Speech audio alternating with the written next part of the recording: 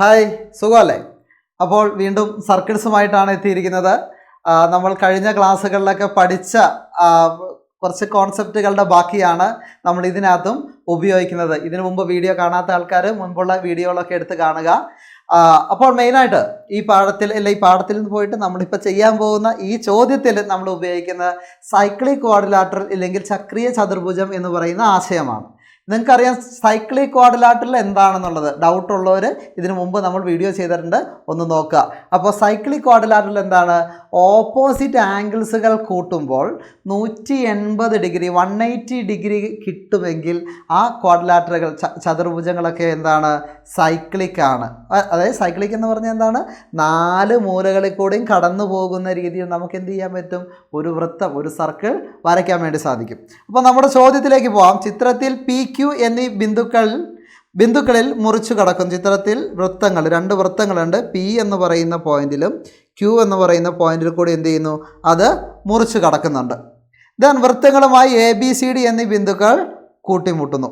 ഈ ബിന്ദുക്കളിലൂടെ 2 വരകൾ വൃത്തങ്ങളുമായി ABCD എന്നീ ബിന്ദുക്കൾ കൂട്ടിമുട്ടുന്നു. AC BD എന്നീ വരകൾ സമാന്തരമല്ല. ഈ വരകൾക്ക് ഒരേ നീളമാണെങ്കിൽ ABDC ചക്രീയ ചതുർഭുജമാണ് എന്ന് തെളിയിക്കുക.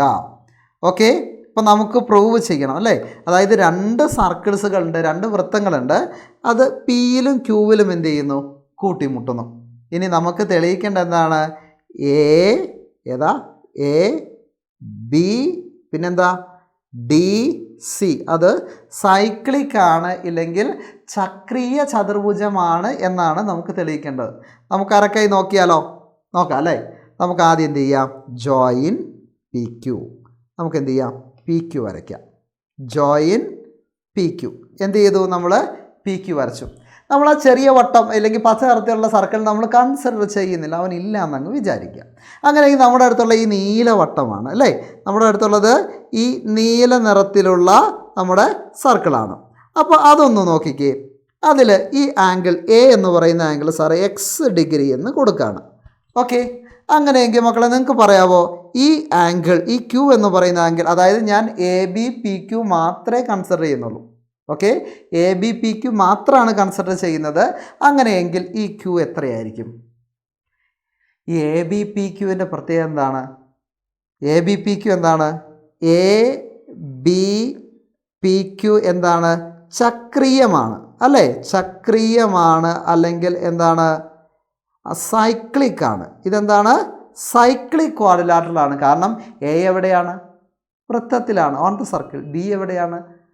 Q എവിടെയാണ്? P എവിടെയാണ്? ഈ 4 പോയിന്റും സർക്കിളിലാണെങ്കിൽ അത് എന്താണ്? സൈക്ലിക് ക്വാഡ്രിലാറ്ററൽ ആണ്, ചക്രീയ ചതുർഭുജമാണ്. ചക്രീയ ചതുർഭുജത്തിൻ്റെ എതിർ കോണുകൾ കൂട്ടിയാൽ എത്ര ഡിഗ്രി കിട്ടും? ഓപ്പോസിറ്റ് ആംഗിൾസുകൾ കൂട്ടിക്കഴിഞ്ഞാൽ 180 ഡിഗ്രി കിട്ടും.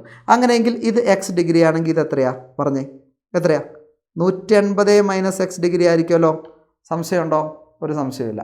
ഓക്കെ, ഇനി ഞാൻ ആംഗിൾ Bക്ക് ഞാൻ Y ഡിഗ്രി എന്ന് കൊടുക്കുകയാണ്. എത്ര ഡിഗ്രി എന്ന് കൊടുക്കുകയാണ്? Y ഡിഗ്രി എന്ന് കൊടുക്കുകയാണ്.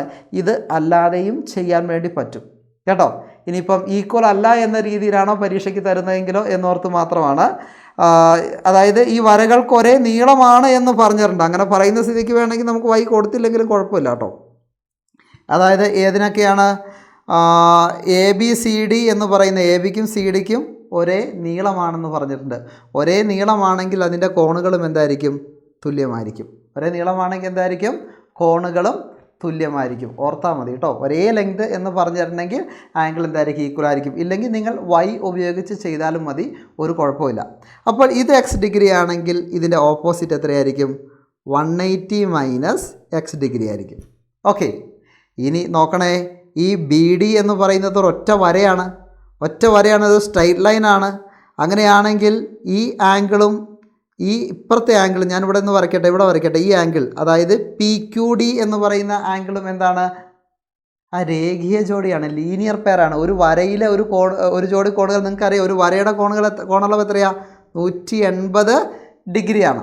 അങ്ങനെയെങ്കിൽ ഇത് 180 - X ആണെങ്കിൽ ഈ ആംഗിൾ എത്ര ഡിഗ്രി ആയിരിക്കും? X ഡിഗ്രി ആയിരിക്കും. എത്ര ആയിരിക്കും?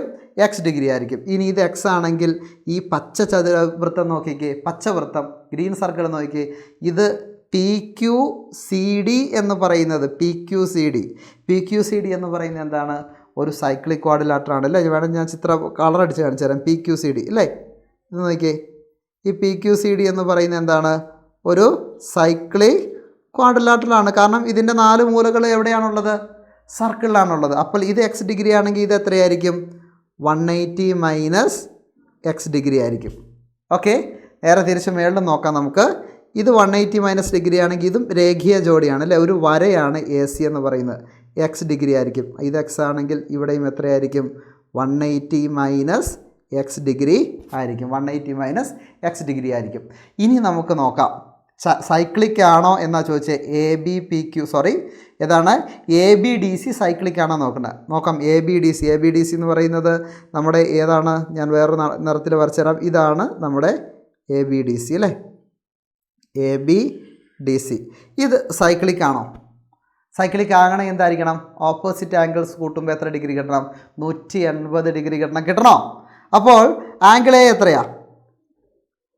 x ഡിഗ്രിയാണ് ആണോ? ആംഗിൾ എയും ആംഗിൾ ഡിയും കൂട്ടുമ്പോൾ എത്ര ഡിഗ്രി കിട്ടണം?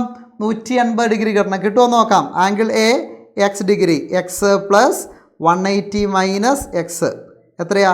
എക്സും കുറച്ചാൽ വെട്ടിപ്പോവും അല്ലേ? പിന്നെ എത്രയേ ഉള്ളൂ? 180 ഡിഗ്രി. ഇനി അടുത്ത നോക്കാം. ആംഗിൾ ബിയും ഓപ്പോസിറ്റ് ആംഗിൾ ഏതാ? C അല്ലേ? ആംഗിൾ സിയും കൂട്ടി നോക്കാം. ആംഗിൾ ബി എത്ര ഡിഗ്രിയാണ്? ഒന്ന് മായ്ക്കാം നമുക്ക്. ആംഗിൾ ബി എത്ര ഡിഗ്രിയാണ്? ആംഗിൾ ബി എക്സ് ഡിഗ്രിയാണ് അല്ലേ? X degree plus angle C എത്രയാണ്? 180 മൈനസ് എക്സ് ആണ്. ഇത് നേരത്തെ ചെയ്ത പോലെ തന്നെ എക്സും വെട്ടിപ്പോയി. പിന്നെ നമുക്ക് എന്ത് കിട്ടി? എൻ്റെ പുറകിലാണ് അല്ലേ? 180 ഡിഗ്രി എന്ന് കിട്ടി. ഓപ്പോസിറ്റ് ആംഗിൾസുകൾ കൂട്ടിക്കഴിഞ്ഞപ്പോൾ നമുക്ക് എന്ത് കിട്ടി? 180 ഡിഗ്രി എന്ന് കിട്ടി. എതിർ കോണുകൾ തമ്മിൽ കൂട്ടുമ്പോൾ 180 ഡിഗ്രി കിട്ടുവാണെങ്കിൽ അത് എന്ത് ക്വാഡ്രിലാറ്ററലാണ്? സൈക്ലിക് ക്വാഡ്രിലാറ്ററാണ്. പിന്നെ ഒന്നും നോക്കേണ്ട ആവശ്യമില്ല, നമുക്ക് ധൈര്യമായിട്ട് എഴുതാം.